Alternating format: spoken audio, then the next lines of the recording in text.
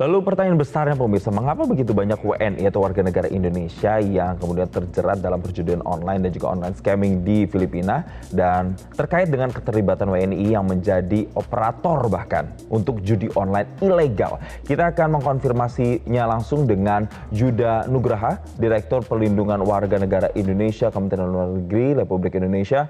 Selamat pagi Mas Yuda. Semangat pagi, Mas Jason. Baik, terima kasih telah bergabung. Mas Yuda, kami ingin konfirmasi bagaimana kemudian puluhan warga negara Indonesia ini bisa terjerat online scamming dan juga perjudian online di Filipina.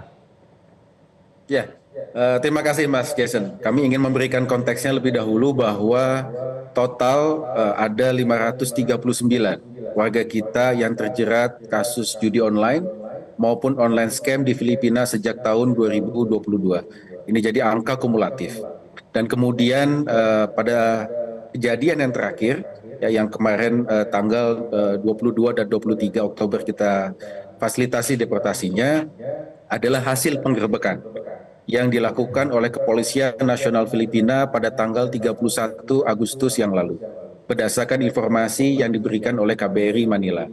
Nah, pada saat penggerbekan tersebut dapat diamankan total ada 162 pekerja judi online yang berasal dari berbagai macam negara. 69 diantaranya adalah warga negara Indonesia. Nah, kemudian Kepolisian Nasional Filipina melakukan penyelidikan. Dari 69 tersebut, 2 dinyatakan sebagai tersangka, 4 sebagai saksi korban, dan sisanya sebagai operator judi online. Nah, untuk yang operator ini akan dideportasi, di mana 35 diantaranya sudah dideportasi pada tanggal 22 dan 23 yang lalu, dan kemudian kita jemput juga di Jakarta. Berarti ada total sekitar 539 orang tadi yang terlibat, tapi yang kemudian sudah diamankan ada sekitar 69, ada yang sudah ditetapkan bahkan sebagai tersangka begitu ya. Nah, Pak Yuda, kalau dari akarnya sendiri siapa sebenarnya yang mengkoordinir mereka ini, dan apakah sudah diketahui modus-modus yang digunakan seperti apa? Iya, ini lekat ya, antara judi online dengan online scam itu memang dua hal yang berbeda. Beberapa negara memang mengizinkan judi online ya secara legal. Namun untuk online scam hampir semua negara tentu melarang karena itu adalah penipuan. Nah, dalam modus-modus yang banyak terjadi, pertama tawaran bekerja ke luar negerinya disampaikan melalui sosial media. Mereka menjanjikan bekerja sebagai marketing atau customer service dengan gaji yang sangat tinggi antara 1.000 sampai 1.200 US dollar atau sekitar 20-an juta. Tidak meminta kualifikasi khusus, ya, kemudian berangkat tanpa menggunakan visa kerja, namun menggunakan bebas visa sesama negara ASEAN, kemudian berangkat tidak menandatangani kontrak sebelum bekerja.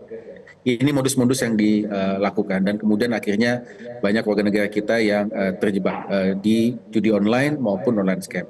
Dapat kami sampaikan bahwa sejak tahun 2020 hingga semester pertama 2024, total ada 4.730 warga negara kita yang terjebak judi online maupun online scam. Dan ini tentu sangat mengkhawatirkan sekali, karena kasus ini sebenarnya bukan kasus yang baru. Ya, bahkan banyak diliput oleh media sejak tahun 2022. Sudah banyak upaya yang sudah kita lakukan, namun kasus baru masih terus bermunculan. Nah, itulah kemudian menjadi tantangan kita semua untuk bisa melakukan langkah pencegahan secara efektif sejak dari hulu. Baik, terkait dengan pencegahannya tadi Pak, apa yang kemudian bisa dilakukan, karena ini bahkan jaringan ini sudah ada dari 2020 sampai dengan 2024 menjerat banyak sekali warga negara Indonesia ke online scamming dan juga perjudian online. Apa yang bisa dilakukan Pak? Ya, pertama tentu adalah melakukan kampanye penyadaran publik. Ya. Kita harus jelaskan kepada masyarakat mengenai bahaya bekerja judi online maupun online scam.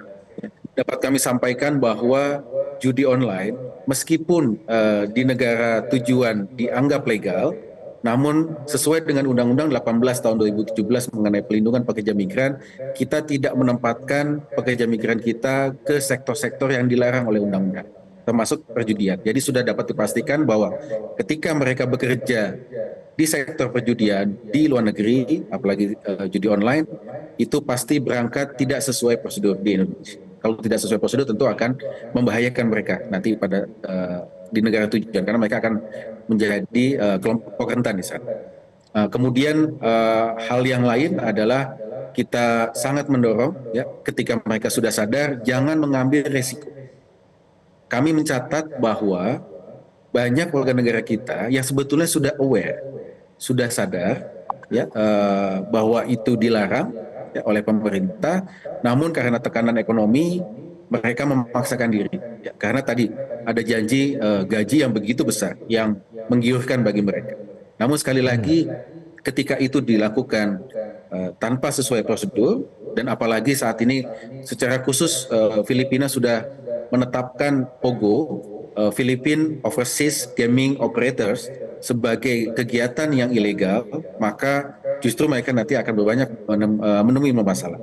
Contoh sebagai aksi dari pelarangan yang dilakukan oleh pemerintah Filipina sejak Juli yang lalu, operasi penggerbekan sangat intensif dilakukan.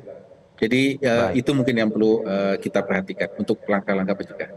Ya, termasuk bagaimana membuat masyarakat lebih aware lagi untuk kemudian tidak tergiur dengan iming-iming gaji tinggi, bahkan pada saat bekerja itu tidak ada kontrak yang jelas. Ini kemudian juga harus menjadi pemahaman bagi masyarakat kita juga. Terima kasih Pak Yudo Nugraha telah bergabung bersama kami di Selamat Pagi Indonesia dan selamat kembali melanjutkan aktivitas.